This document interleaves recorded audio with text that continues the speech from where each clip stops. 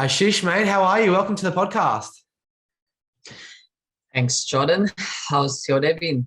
Yeah, it's been pretty good so far. I've just been working from home. It's been quite a nice day outside. So, enjoying the warmer weather that we get in Melbourne for about 2 months of the year. And then the rest of the year, it's just freezing and miserable. So, enjoying it while I can. That's good. I think Sydney's it's raining. I love the weather. I drive around a lot, dropping kids, picking kids, client meetings, running around here and there, working with the team, driving around for a coffee, and then in the meantime, I work. Yeah, sounds like you're sounds like all of it's work, but you get the real stuff done in between.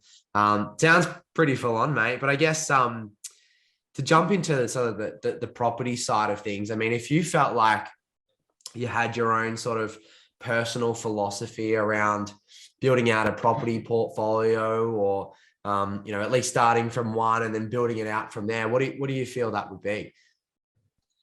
So, my philosophy is every single property, actually the property finds an investor. It's not the investor that finds the property, because every single property has to suit an investor's strategy. And this is where most people don't work that way. Some people earning $500,000, I've seen them buying cheap shitty properties, and some of them they're okay and they're buying $1 million worth of investments. And I believe the latter puts a break on an investor's journey, while the former increases their involvement within a property, especially when you have an income coming from another source and you're busy there. I think you just need a property that suits the strategy of a buyer. So this learning has come to me because I've started pretty small. At this time, I'm really busy and it's all on the job learning. But I'm really passionate. If I'm really passionate about something, I'll make sure I'm learning about it as well. And when I'm learning, I'm spending time. That's how I can educate others. Yeah, I love that. And I love what you sort of said at the start there. It's the property that finds the investor. And I think that's so true.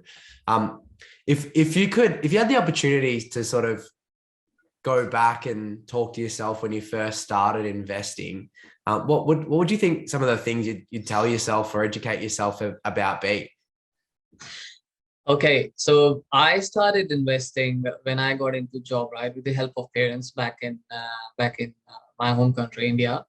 But even when I came here, I don't think touch would have taken any wrong decision. But I would tell myself to read more, educate about the cash flow, educate about the equity, educate about the growth, because I had no idea when I started.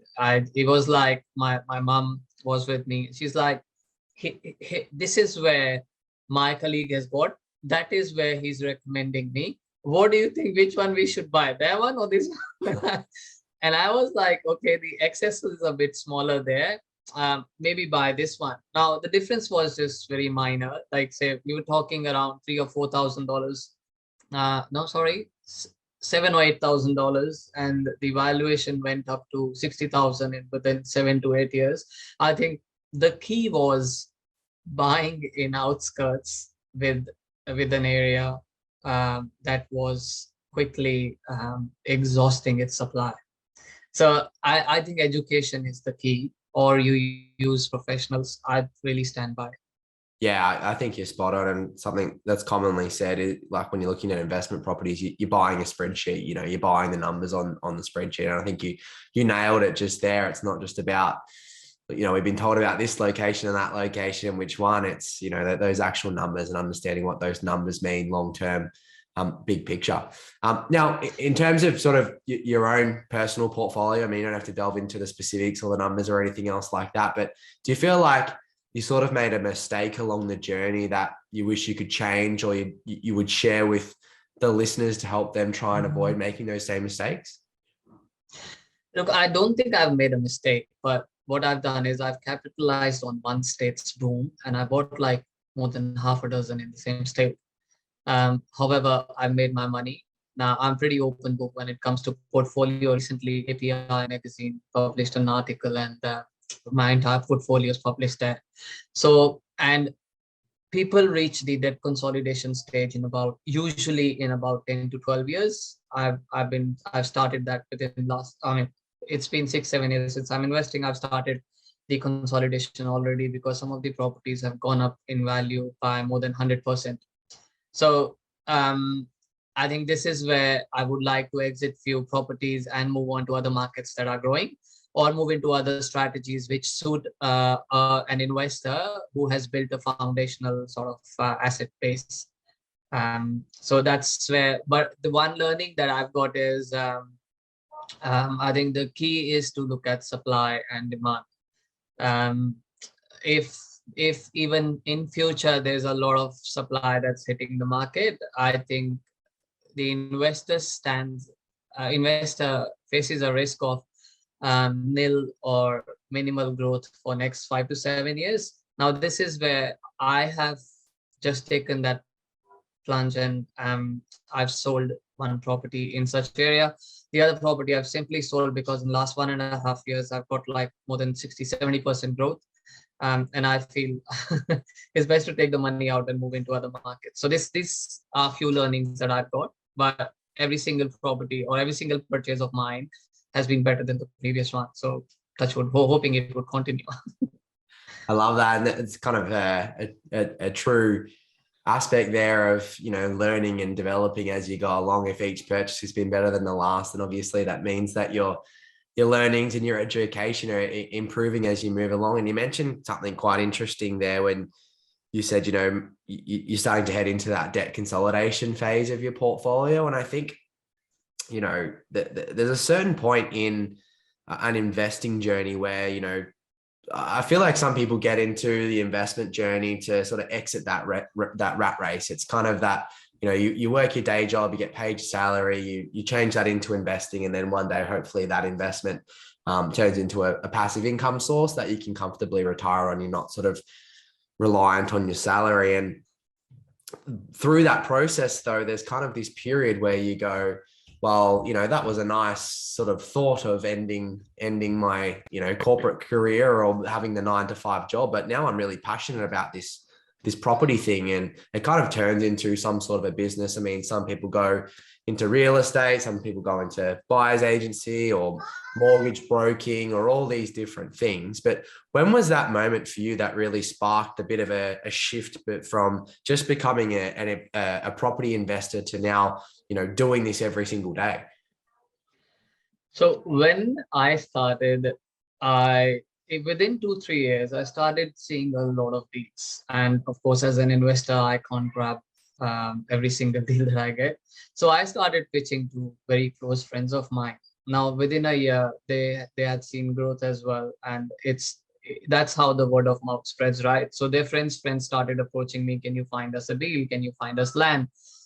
There were many people who just came, can you help us negotiate? And I was just indirectly giving them tips and techniques, and I was helping them understand numbers. And this is where the strategy and spreadsheets came into being, right? So I went into it pretty early, and I think it's because of that knowledge I was able to educate others as well. So this kept on happening for 2 to 3 years before I really felt that representation was missing. I kept on saying this was around 2018 and 19, and I saw a lot of investors either bid more than they could chew, and they were trying to desperately exit certain areas. And by all means, I've taken a lot of benefit there. But I did felt many of these investors were buying certain packages which were 40,000-45,000 costlier than market prices, or investors are buying properties, but they don't know why they're buying, right? And that's where I think game plans also comes into picture. But not many investors, and a lot of investors, they're trying to explore strategies, and usually no professional would give everything prior, because then because you've learned, of course, you need to give time and see where you give time as well, right? Like for me, for instance, if I give the time to my clients, I think that's sufficient for me. I just can't take any time outside. But before that, I was just supporting everyone at no cost. It was my learning, it was my passion. then a time came whereby I couldn't give any more time. And then actually people started offering certain perks if I supported them. So, and then then I understood more, how can I charge, what can I do? And with the buyer representation, I think the buyer's agent was the only right career that I could see. I'm also a cert for in finance and mortgage broking, but I think mortgage broking is not for me. There are nitty-gritties involved in every career for that matter. But and then finally around 2021, I felt I was getting so many inquiries here and there, and my own portfolio started returning a little around 30-35K positive. And I thought, okay, if not now, I won't be able to do it again, because then the kids' education starts, and you're always committed in your life, right? So, and I thought, if late 30s, if I'm not able to take a plunge now, I'll never be able to. So that was my moment. I just typed in my email, called my wife, and I said, "Can you check this?" And she was shocked, and she said, "Are you sure?" I said, "No, I'm not, but let's try for a year and see how it goes." Now, now I'm equally busy here. I'm still there's no way of resigning because it's my own work, but I think I still love supporting people. I think it's equally clients also place a lot of trust. So I'm really fortunate to have such clients in my family. So hoping it would continue. Yeah, no, definitely. And I definitely see that move. I'm the same. I couldn't be a mortgage broker. It's too much paperwork for me, and I'm very relational myself. So if you're relational and you enjoy the buying process and the sourcing process, I mean, the buyers Exactly. base definitely makes sense.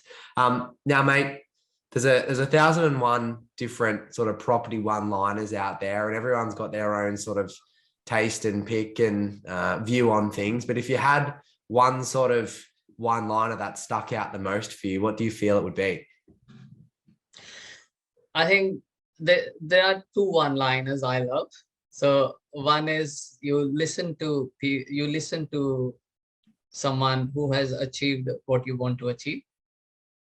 And the second one, people overestimate what they can achieve in 1 year, but underestimate what they can achieve in 10 years. I think this is damn it, I forgot the name anyways. So so I think these two things combined, I think it's a success recipe for any individual or any investor, not property, maybe in other aspects as well. So when you have those foundational assets, you then start to figure out how you can capitalize, not at 4%, but maybe at 6 or 8 or 10% year on year. And that's the call that one needs to take. But those foundational assets need to be there to support an investor. And I believe that's where people approach buyers agents, because it's not just buying property, not just negotiating, but also taking note of the right asset that suits an investor. Yeah. Those two points are spot on. I think it's so true. Everyone starts their year and has their New Year goals and come out surcharging with some ridiculous things, and some people hit them, which is amazing. And if you're driven to do so, you can. But yeah, it's very easy to overestimate that first year, and then not realize that you can do it over in a couple of years, not just the first year. But yeah, no, that sounds really good, mate. Well, thanks for coming on and sharing a little bit of your journey and your philosophies and your thought processes and everything else like that. I really appreciate your time. I know you're a super busy man. I've been trying to get you up and running for the last little while, and you've been jam-packed. But that's a good thing, mate. I'm glad you're busy, and it just shows you sort of the effort and the time that you give to your clients. So thanks for jumping on this afternoon, and hopefully I'll speak to you soon. Yes, same here, Jordan. I look forward to working with you guys as well. Beautiful.